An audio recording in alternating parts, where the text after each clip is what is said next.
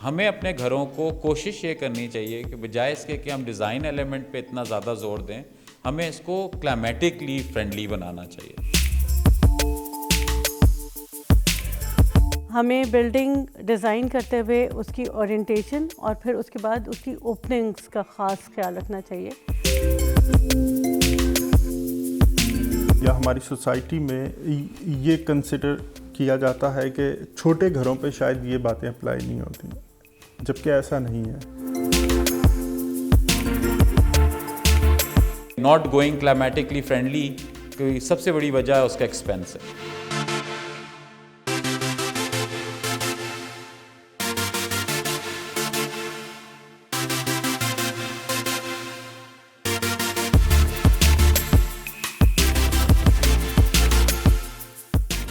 एक मजबूत और महफूज घर हर इंसान का ख्वाब होता है। जैसा कि हम जानते हैं कि किसी भी शख्स के लिए बेहतरीन पनाहगाह घर है। दिन भर की मेहनत, मुशक्क़त और मौसमों की सख्तियां झेलने के बाद हर इंसान ये ख्वाहिश रखता है कि वो बाकी का वक्त अपने ख़ानदान के साथ आराम और सुकून से गुजारे, जहाँ किसी किस्म का शोर, डिस्कम्फर्ट या बेआरामी ना हो। जबकि घर अपने मकीनों को एक माँ की तरह अपनी आगोश में ले लेता है और उन्हें तहफ़्फ़ुज़ फराहम करता है। किसी भी घर या इमारत की मजबूती उसके स्ट्रक्चर से है, यानी जितना मजबूत स्ट्रक्चर उतना मजबूत घर। मुख्तलिफ़ किस्म के बिल्डिंग स्ट्रक्चर्स मुख्तलिफ़ क्लाइमेट कंडीशंस के अगेंस्ट शील्ड का काम करते हैं। एनवायरमेंटल कंसिडरेशंस को अगर हम देखते हैं तो इसका मतलब है बिल्डिंग को ऐसे डिज़ाइन किया जाए कि लाइट, थर्मल कंफर्ट, वेंटिलेशन और एयर मूवमेंट और नॉइज़, इन सब चीज़ों का ख़ास ख्याल रखा जाए बिल्डिंग को डिज़ाइन करते हुए। सबसे इम्पोर्टेंट होता है कि जब भी आप घर बनाते हैं तो किसी एक मशहूर आर्किटेक्ट ने, जो हम यूजुअली बच्चों से इंटरव्यू में भी पूछते हैं कि सबसे इम्पोर्टेंट चीज़ क्या होती है घर बनाने में किसी इंसान के रहने के लिए, ना रहना का मकसद कि एक आरामदेह रहने के लिए। तो उसमें सबसे ज़्यादा जो इम्पोर्टेंट चीज़ होती है वो लाइट एंड एयर। तो हर घर में हमारी कंसिडरेशन यही होती है कि लाइट एंड एयर हो। As an architect, we have to consider this too much in our planning, because if you are not following the standards, you cannot deliver a good project. So after that standardization internationally, which is acceptable, I always considered the project as a environmentalist.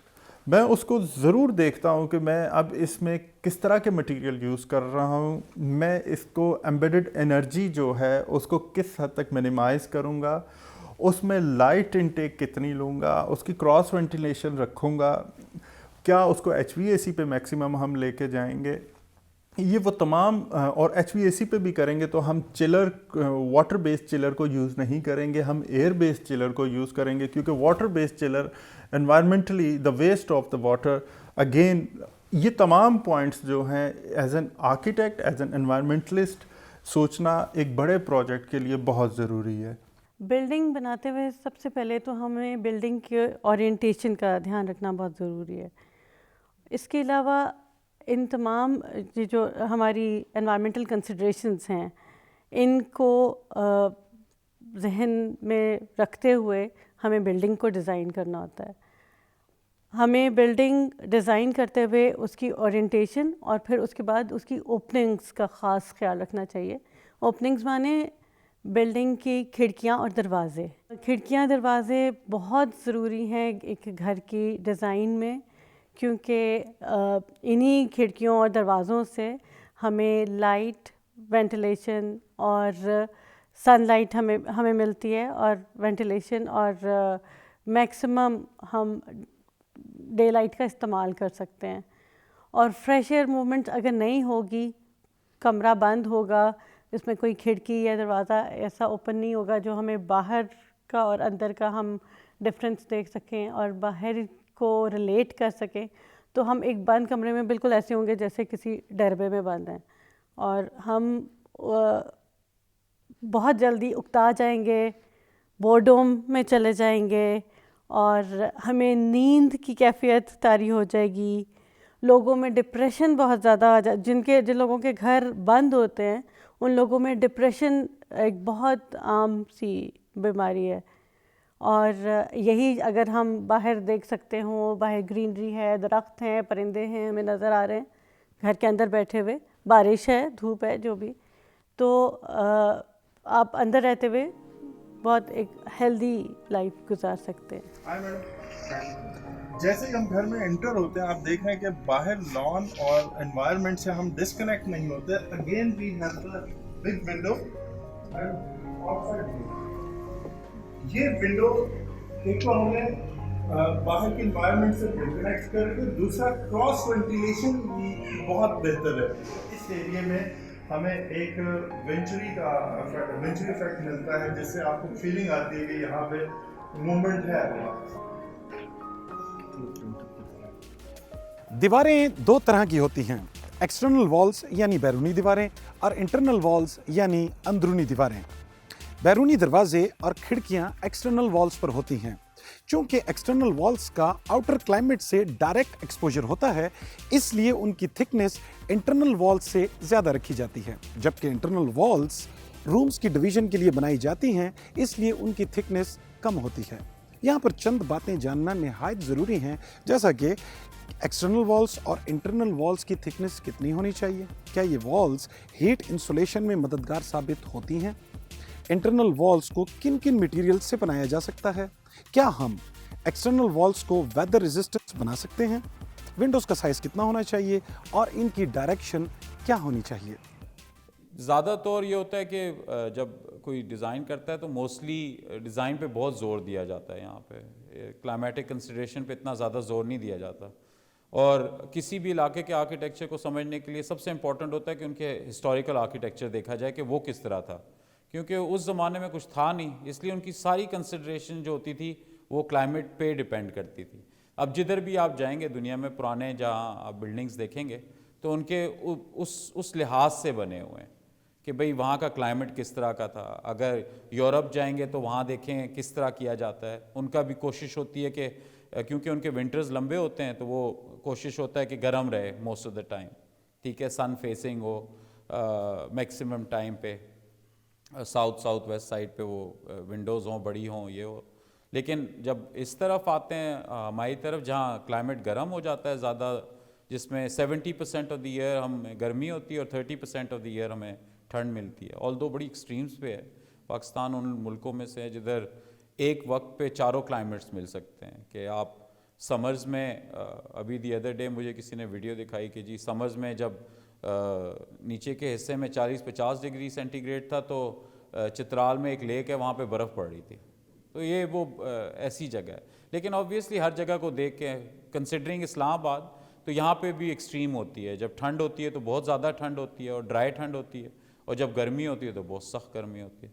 तो उसके लिए mostly हम ये करते हैं कि क्योंकि लोगों को विंडोज़ को व्यूज़ को कैच करने का भी शौक़ होता है, और फिर उसके बाद हमारी कंसिडरेशन जो एज आई सेड अर्लियर कि लाइट एंड एयर की बहुत होती है। तो वो हमारी कोशिश होती है जहाँ जहाँ हम इस तरह in terms of sun orientation जहाँ जहाँ हम विंडोज़ अप्रोप्रिएटली दे सकें तो वो देते हैं। और कोशिश ये होती है कि विंडोज़ को जिस तरफ फेसिंग होती है वहाँ पे हमारी कोशिश होती है कि वो डबल ग्लेज्ड हो तो ज़्यादा अच्छा होता है।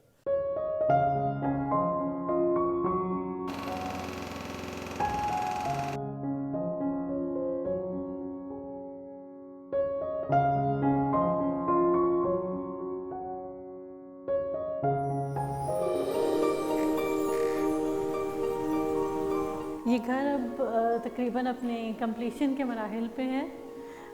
इस कंप्लीट घर की रेनोवेशन थी, जिसमें ये इस वक्त जो है हम इसके ड्राइंग रूम में खड़े हैं। जो हमारे क्लाइंट थे उनकी डिमांड थी कि उन्हें बड़ी खिड़कियां चाहिए थी, सारे घर को वो ज़्यादा रोशन देखना चाहते थे। तो अब इस घर की लोकेशन ऐसी थी कि ये कॉर्नर प्लॉट था, 2 सड़कें आके मिल रही थी, इसमें नॉइज़ लेवल ज़रा हाई था। तो हमने उनको ये रिकमेंड किया कि बजाय आम खिड़कियों के यहाँ पे वो डबल ग्लेज विंडोज़ लगाएं। उसका साइज़ हमने बड़ा कर दिया खिड़कियों का, बट साथ हमने इनको डबल ग्लेजिंग करवा के दी यहाँ पे। इसमें यह है कि ये ओपन भी हो जाती है। इस डबल ग्लेजिंग का मकसद ये था, एक तो कि शदीद सर्दी और शदीद गर्मी दोनों से एक तरह से प्रोटेक्शन हो इनसाइड द हाउस, और दूसरा ये कि नॉइज़ कंट्रोल रहे। अगर हीटिंग कूलिंग को आपने वो करना है, कंट्रोल करना है, तो उसका बेस्ट तरीका होता है कि बिल्डिंग को इंक्यूबेट किया जाए। तो इंक्यूबेट करने का इससे बेहतर कोई तरीका नहीं होता कि हम एटलीस्ट ये जो ओपनिंग्स होती हैं जहाँ दीवारें आके थिन हो जाती हैं, तो उन जगहों पे डबल ग्लेजिंग करके हम इसको ना कंसिडर कर सकते हैं। If we are talking about the sun rays, तो हम इंसुलेशन में टाइम लैग को कंसिडर करते हुए हम थिकनेस ऑफ द वॉल या उसके पोरस मटेरियल्स को अप्लाई करेंगे उसकी एलिवेशन पे। क्योंकि स्केल्स बहुत बड़ी होती हैं, अगर हम स्टार्ट में अपने मटेरियल्स और एप्लीकेशन से एनवायरमेंटल कंसिडरेशंस को फुलफ़िल करने में कर जाते हैं, तो हमारा जो रनिंग कॉस्ट है उसको हम मिनिमाइज़ कर जाएंगे। नो डाउट स्टार्ट में हमारी कैपिटल इन्वेस्टमेंट थोड़ी ज़्यादा होगी, लेकिन रनिंग कॉस्ट हमारी फॉर एवर के लिए कम हो जाएगी। फॉर एग्ज़ाम्पल एक चीज़ ऐसे मैं शेयर करना चाहूँगा कि हम बिल्डिंग्स के अंदर 60% ऑफ द एनर्जी हम बिल्डिंग्स के अंदर यूज़ करते हैं, 40% बिल्डिंग्स के बाहर यूज़ होती हैं, स्ट्रीट लाइट्स हो गई, ट्यूबवेल्स हो गए। तो हम अगर अपनी बिल्डिंग्स को बेहतर कर लें तो हम 60% एनर्जी को मिनिमाइज़ करके कम कर सकते हैं, 50% पे ला सकते हैं, 40% पे ला सकते हैं। और ये एक आर्किटेक्ट ही का काम होता है कि वो टेक्निकली, फंक्शनली और एस्थेटिकली इन चीज़ों को बैलेंस करने की कोशिश करे। जहाँ पे स्ट्रक्चर की कंसिडरेशन होती है डबल वॉल की और सिंगल वॉल की, तो उसमें वो किया जाता है 2 वॉल्स बना के बीच में आप उसको हाई डेंसिटी पॉलीस्टाइरीन फोम बीच में डाल दें, ना भी डालें तो वो बीच में एज अ वैक्यूम जो जगह बचती है वो पॉकेट बन जाती है एयर के लिए, गर्म या ठंडी जो होती है, तो वो पास नहीं करती। तो उसमें फिर ये हो जाता है कि आपका जितना भी एरिया आपने बनाया होता है, डबल वॉल्ड किया होता है, it becomes a very good buffer zone for stopping the heat in terms of summers and cold in winters. Tubelight और पंखों का शोर अक्सर घरों में बहुत आम सा है, वो हम लेके चल रहे होते हैं। इसी तरह बाहर के शोर हैं, बहुत सारे घरों में ट्रैफिक का शोर लगातार घर के अंदर आ रहा होता है, या आपने मोटर चलाई है या कोई और चीज़ है और एक लगातार शोर आप अंदर बैठे सुन रहे हैं। ये ऐसा नहीं है कि इससे आपकी सेहत पे फ़र्क नहीं पड़ता, इससे आपकी सेहत पे दिन ब दिन फ़र्क पड़ रहा होता है। इस घर में जो एक्सटर्नल वॉल्स हैं स्पेशली, वो मैम यहाँ पे 18 इंच और 13.5 इंच में है। इससे मैंने टाइम लैग को बढ़ाया ताकि जो हीट पेनिट्रेट करे वो घर स्पेस तक ना पहुँचे और इवनिंग में वो फिर रिटर्न हो जाएगा। तो इससे ये अंदर का एनवायरनमेंट जो है वो कंफर्टेबल है। गर्मियों में इस घर में 26 पे AC 2 महीने चलता है। किसी भी इमारत की छत वो हिस्सा है जहां से मैक्सिमम हीट गेन होती है। अब हम छत के साथ ऐसा क्या ट्रीटमेंट करें कि वो कम से कम हीट एब्जॉर्ब करे? क्या रूफ की थिकनेस मैटर करती है? ऐसे कौन से मटेरियल्स इस्तेमाल किए जाएं कि जिससे छत से आने वाली गर्मी को रोका जा सके? और ऐसी कौन सी टेक्निक्स हैं कि जिससे रूफ और सीलिंग की इंसुलेशन की जा सकती है? इन तमाम तर बातों का जानना निहायत नागुज़ीर है। नॉर्मल 1 स्टोरी डबल स्टोरी घर में जो ग्राउंड फ्लोर होता है उसको इतना कंसिडर नहीं करना पड़ता। अकूस्टिकली शायद आप कर लें बाय डूइंग जिप्सम सीलिंग या पीओपी की सीलिंग करा के वो कर सकते हैं। एज जहाँ तक टेम्परेचर का डिफरेंस, उसका कोई इतना फ़र्क नहीं पड़ता ग्राउंड फ्लोर को, क्योंकि उसके ऊपर एक और फ्लोर होता है जो उसको ऑलरेडी इंसुलेट कर रहा होता है। तो ज़्यादा कंसिडरेशन रूफ़ पे आती है, जो फाइनल रूफ़ होता है उसके ऊपर आती है। उसका एक तरीक़ेकार होता है कि जी आप उसमें जिस तरह, अब फिर वही you go back to your old architecture, उसमें आप जो भी रूफ़ करते हैं, जब स्लैब डलती है, स्लैब के साथ उसके ऊपर आप क्या कहते हैं वाटर प्रूफिंग करते हैं, वो लुक लगाते हैं यूजली। फिर उसके ऊपर प्लास्टिक का कवर आता है, उसके ऊपर फिर आप पुराने दिनों में तो ये प्लास्टिक नहीं, लोग लगा के ऊपर वो मट्टी डालते थे भूसे के साथ मिक्स करके, या ईंटों का गेड़ा डालते थे, या कई जगहों पे ये जो मटके होते हैं इनको क्रश करके डाला जाता था, because they all are very good insulator heat के लिहाज से और कोल्ड के, तो वो छतों में डाला जाता। फिर उसके ऊपर आप पीसीसी करके चिप्स करा लें या टाइल लगवा लें और कुछ भी आप करें, तो दैट्स द फाइनल एड। फिर ऊपर की जो सरफेस बनता है उसको शाइनी या लाइट कलर में रखें ताकि आपकी जो हीट हो वो उससे रिफ्लेक्ट हो, क्योंकि हमें ज़्यादा कंसिडरेशन एज आई सेड कि हीट एक ऐसी चीज़ होती है जिसको आप खुद personally as a human being discard नहीं कर सकते। ठंड को तो एज आई सेड के कपड़े पहन लेते हैं या ये कर लेते हैं, या हैवी ड्यूटी पुट अप करके आप उसको बचा लेते हैं अपने आप को, ठंड को, गर्मी से बचना मुश्किल हो जाता है। तो उसके लिए फिर इस तरह की चीज़ें करनी पड़ती हैं कि सरफेसेस को लाइट रखें ताकि उससे रिफ्लेक्ट और हटती जाए। इस वक्त हम जो रेनोवेट हो रहा है घर, इसकी छत पे खड़े हैं।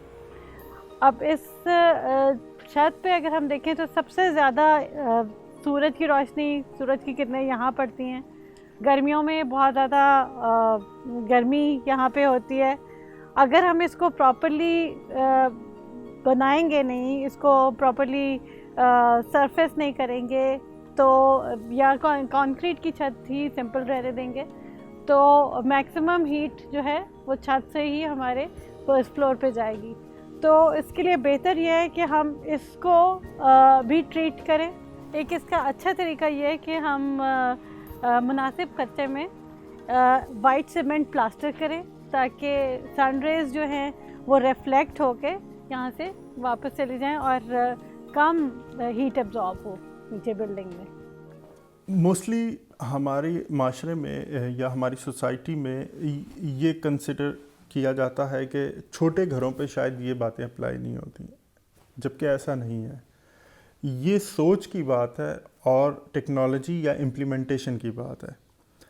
पुराने अगर आप गांव के या कस्बों के घर देखें, उनकी छतों पे मिट्टी होती है और वो ठंडे होते हैं। मैंने मॉडर्न घर पे वही अप्लाई किया है, साइंटिफिकली अप्लाई किया। मैंने मोटी दीवारें पुराने दौर में बनती थी और देहातों में या छोटे शहरों में आज भी मोटी दीवार रखी जाती है, वही मैंने अप्लाई की।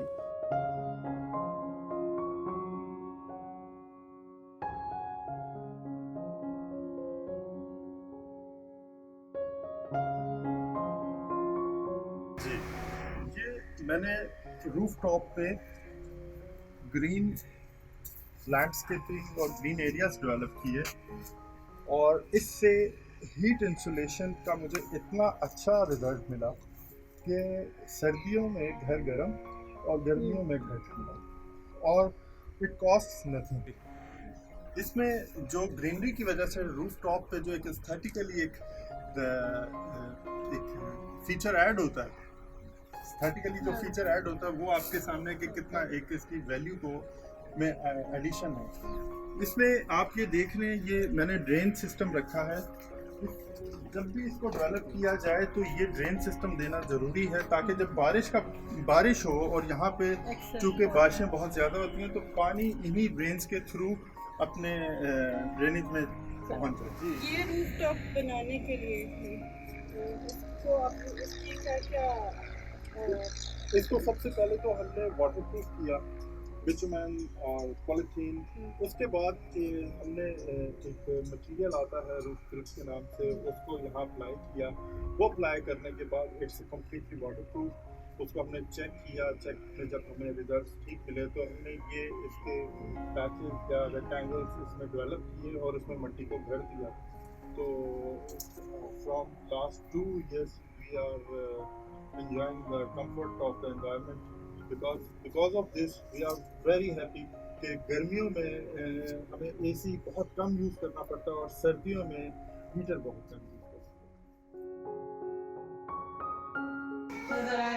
सीलिंग बहुत फैसिनेट कर रही है। सीलिंग्स में मैंने पुराने आइडियाज़ को एक थोड़ा सा मॉडर्नाइज किया कि जो पुराने स्टाइल में सीलिंग्स में हमें पैटर्न्स नज़र आते थे, वो पैटर्न्स को मैंने लेकर ब्लैक कर दिया और जो बाकी एरिया था उसको हाईली स्ट्रेट लाइन मॉडर्न किया। ओवरऑल ये घर जो है ये कॉन्टेम्परेरी स्ट्रेट लाइंस पर डिजाइन है। ऊपर के फ्लोर में फॉल सीलिंग का यूज़ अच्छा होता है कि अगर हम इसको इंसुलेट करके करें। यहाँ पे कोई इंसुलेट नहीं करता, कि हम उसकी पहले इंसुलेशन रखें, 2 इंच की हो या 4 इंच की इंडस्ट्रियल वुल की जो रोल आते हैं जिनके ऊपर नीचे एल्यूमिनियम फॉयल लगा होता है, अगर वो हम रखें, क्योंकि दुनिया में हर जगह ये किया जाता है। अमेरिका में सारे घरों में वो तो वॉल्स में भी करते हैं और सीलिंग में भी करते हैं, जिससे मैंने कहा था ना पैनलिंग करते हैं उससे पहले आप वो लगा, तो वो कंसिडरेशन है, ये इसको करना चाहिए। बिलाशुबा मकान मौसमों की सख्तियों से तहफ़्फ़ुज़ फराहम करने में अहम किरदार अदा करता है। जैसे जैसे वक्त गुजरता है वैसे वैसे ट्रेंड्स में भी तब्दीली वाक़ई होती है। हो सकता है जो आज का डिज़ाइन हो कुछ अरसे के बाद वो ऑब्सलीट हो जाए। इसलिए ये ज़रूरी है कि मकान को डिज़ाइन ऐसा दिया जाए कि वो क्लाइमेट फ्रेंडली हो और ज़रूरत पड़ने पर उसको तब्दील भी किया जा सके। बेसिकली मैं एक चीज़ आपको बताऊं कि प्लानिंग सिर्फ फर्श या फ्लोर की नहीं होती, प्लानिंग आपकी विंडोज़ की भी होती है, आपके डोर्स की भी होती है, आपके वेंटिलेटर्स की भी होती है, जिसने लाइट और एयर को लेके आना होता है। तो अगर हम उसको भी प्लान समझ कर करें तो वो एनवायरनमेंट के साथ प्लानिंग हो रही होती है। ये जो फ्लोर प्लानिंग होती है ये आपकी मूवमेंट में आ रही होती है, आपको मूवमेंट को कंफर्टेबल कर रही होती है। और नो डाउट उसकी प्लेसिंग, स्पेस की प्लेसिंग जो है कि आपने लिविंग रूम को उस एरिया में रखना है जहां धूप आए सर्दियों में या ना आए। हमने इधर ये स्काईलाइट इंट्रोड्यूस कराया है ताकि एक तो सर्दियों की नरम धूप और रोशनी हमारी अपर बिल्डिंग को सारे को में पहुँचे, और दूसरा गर्म हवा, गर्मियों में गर्म हवा यहाँ से एस्केप कर सके और इसका ओवरऑल टेम्परेचर जो है फर्स्ट फ्लोर का वो कंफर्टेबल रह सके।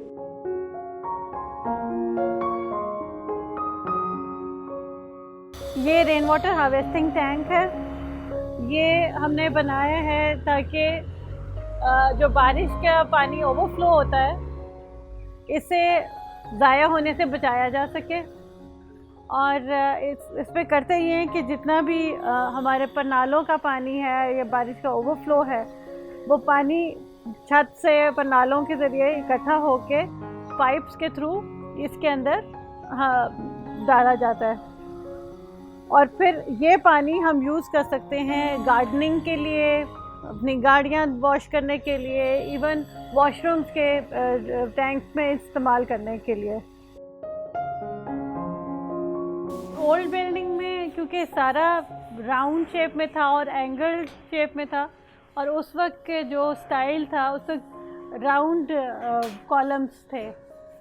अब क्योंकि हमने सारी बिल्डिंग को मॉडर्न टेक्सचर दिया है, मॉडर्न स्टाइल में लाए हैं, तो इसको एक स्ट्रेट लाइन में लेके आए हैं डिज़ाइन में। तो हमने इसके जो पिलर्स थे, कॉलम थे, इनको भी हम स्ट्रेट लाइन में लाने के लिए इनको हमने स्क्वायर कर दिया है। 1980 की दहाई में बनने वाले मकानात में कोर्टयार्ड या सहन का कॉन्सेप्ट ख़त्म हो गया।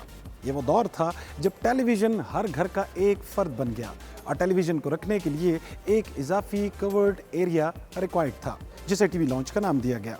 और मॉडर्न हाउसेस में सहन को ख़त्म करके फैमिली की ये सेंट्रल प्लेस टीवी लॉन्च ने ले ली। घर डरबे की तरह बंद हो गए, घर में ताज़ा हवा और रोशनी का गुजर मुश्किल हो गया। घर को वेल वेंटिलेटेड रखने के लिए इलेक्ट्रिसिटी का सहारा लिया गया और घर में थर्मल कंफर्ट को बरकरार रखने के लिए एयर कंडीशनर्स और हीटर्स का सहारा लिया गया। अब यहाँ पर चंद अहम सवालात जिनके जवाबात जानना हमारे लिए बहुत ज़रूरी है कि किसी तरह से भी क्या मॉडर्न हाउसेस में हम कोर्टयार्ड का वही पुराना कॉन्सेप्ट दोबारा राइज कर सकते हैं और कोर्टयार्ड के क्या क्या फ़ायदे हैं। वो कभी कभी बात होती है कि जी हैदराबाद में विंड कैचर्स होते थे घरों में ना ऊपर, ताकि वो हवा आती थी, उसमें यूं स्लॉट्स बने होते थे, एक टावर बनता था, उसमें स्लॉट्स बने होते थे, उसमें हवा अंदर आती थी और वो नीचे जाके पूरे घर में सर्कुलेट करती थी, जो भी विंड कैचर इसलिए उसको कहा जाता था। तो वो ऊपर से ठंडी हवा आती थी तो नीचे जो गर्म हवा आती थी उसको धकेल के बाहर ऊपर निकाल देती थी थ्रू द कोर्टयार्ड और थ्रू द विंडोज़ और थ्रू व्हाटएवर मीन्स जहाँ से उनको ओपनिंग मिलती थी।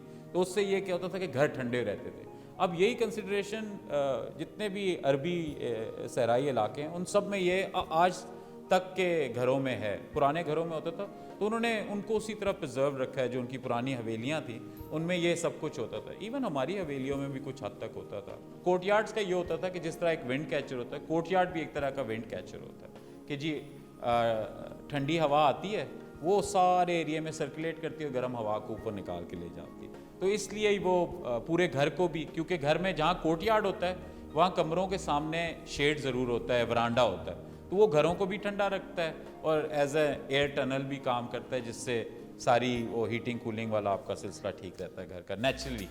अगर हम 50-60 साल पुरानी कंस्ट्रक्शंस को देखें तो हमें हर बिल्डिंग में, चाहे वो घर हो, ऑफिस हो, अस्पताल हो, स्कूल हो, विरांडा एक बहुत ही अहम जुज दिखाई देगा। मगर आर्किटेक्चर के मॉडर्न स्टाइल्स में वरांडा को मुकम्मल तौर पर ख़त्म कर दिया गया। अब इस इकदाम से बिल्डिंग्स के थर्मल कंफर्ट लेवल पर बहुत बुरे असरात मुरतब हुए। वरांडा किसी भी घर या बिल्डिंग के इनसाइड टेम्परेचर को मेंटेन रखने में बहुत ही मुआविन साबित होता है। वरांडे का एक्चुअल रीज़न था to cool the house in terms of creating a shade.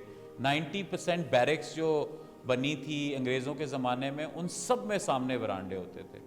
सिर्फ सिंगल स्टोरी घर में नहीं, जो डबल ट्रिपल स्टोरी बैरक्स बनती थी आर्मी वालों का, आप सब में देखें वरांडे होते थे। और वरांडे के आगे जो शेड होता था, उसके आगे यूँ ड्रॉप शेड भी होता था जिसमें लूवर लगे होते थे।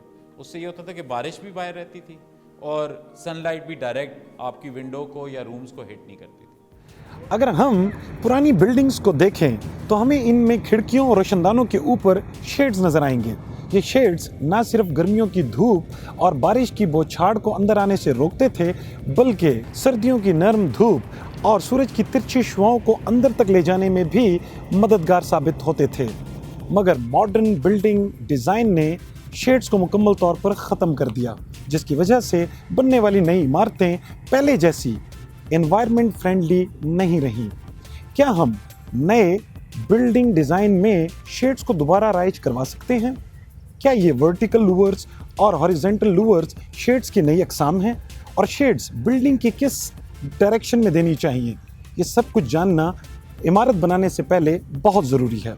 जैसे इस घर में जहाँ हम बैठे हुए हैं, जैसे जैसे सर्दियाँ आएंगी हम इन कर्टन्स को हटाएंगे तो धूप अंदर आएगी। आप इन्हीं सोफ़ाज़ पे जहाँ मैं बैठा हूँ यहाँ तक धूप आना शुरू हो जाएगी, क्योंकि मैंने उसकी शेड को कैलकुलेट किया हुआ है। फॉर एग्ज़ाम्पल यहाँ पे जो पंजाब है, पंजाब में आपका जो एल्टीट्यूड एंगल है 60 डिग्री तक जाता है विंटर का। 30 if I am not wrong 37 to 60 degree, 60 degree to 81 degree ये रहता है समर का। तो आपका जो शेड है, अगर आप सन एंगल ऐसे है और शेड आप यूँ बनाते हैं, सन के एंगल को क्रॉस करते हैं, तो अगर ये अप्रॉक्सीमेट 8 फीट पे आता है तो ये आपके कमरों तक ट्रांसफ़र नहीं होगा, ये बरामदे तक रह जाएगा। और अगर आप इसको थोड़ा सा जब एल्टीट्यूड एंगल नीचे आएगा तो ये क्रॉस करता हुआ विंडो से ये आपके कमरे में आ जाए। देहातों में सब ऐसा ही है। देहातों में मोस्टली घर अगर आप मोटरवे पे ट्रैवल करते हैं तो वो साउथ फेसिंग है, उनके कमरों के आगे 8 फीट का बरामदा है और 8 फीट की छत है। वही मैंने अप्लाई किया यहाँ पे, थोड़ा सा उसको मैंने कैलकुलेट कर लिया, साइंटिफिकली उसको थोड़ा सा मॉडिफाई कर लिया। कोई नई चीज़ नहीं है, बात इतनी है कि हमने अपने फोक विजडम को थोड़ा सा रिस्पेक्ट देनी है और उसको अप्लाई करना है।